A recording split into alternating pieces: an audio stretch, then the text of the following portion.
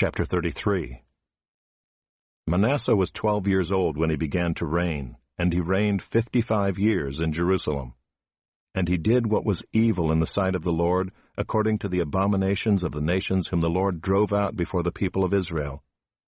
For he rebuilt the high places that his father Hezekiah had broken down, and he erected altars to the Baals, and made Asheroth, and worshipped all the host of heaven, and served them. And he built altars in the house of the Lord, of which the Lord had said, In Jerusalem shall my name be forever.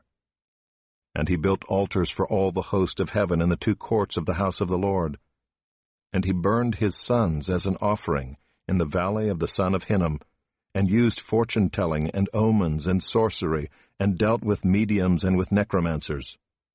He did much evil in the sight of the Lord, provoking him to anger. And the carved image of the idol that he had made he set in the house of God, of which God said to David and to Solomon his son, In this house and in Jerusalem, which I have chosen out of all the tribes of Israel, I will put my name forever. And I will no more remove the foot of Israel from the land that I appointed for your fathers, if only they will be careful to do all that I have commanded them, all the law, the statutes, and the rules given through Moses. Manasseh led Judah and the inhabitants of Jerusalem astray, to do more evil than the nations whom the Lord destroyed before the people of Israel. The Lord spoke to Manasseh and to his people, but they paid no attention.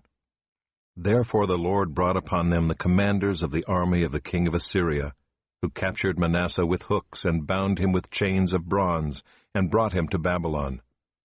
And when he was in distress, he entreated the favor of the Lord his God, and humbled himself greatly before the God of his fathers. He prayed to him, and God was moved by his entreaty, and heard his plea, and brought him again to Jerusalem into his kingdom. Then Manasseh knew that the Lord was God.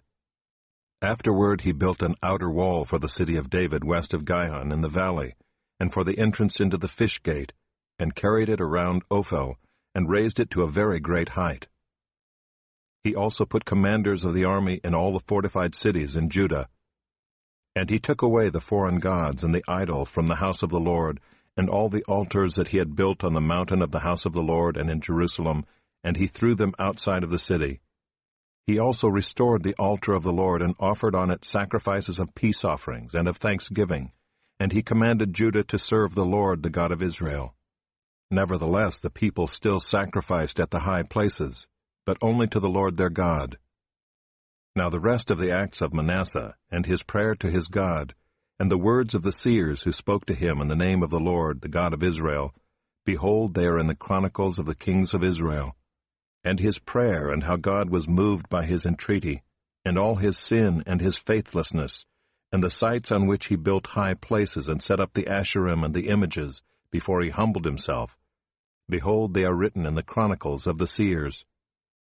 So Manasseh slept with his fathers, and they buried him in his house, and Amon his son reigned in his place.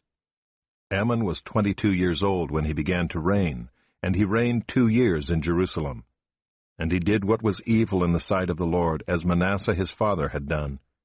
Amon sacrificed to all the images that Manasseh his father had made, and served them. And he did not humble himself before the Lord, as Manasseh his father had humbled himself. But this Amon incurred guilt more and more. And his servants conspired against him, and put him to death in his house. But the people of the land struck down all those who had conspired against King Amon, and the people of the land made Josiah his son king in his place.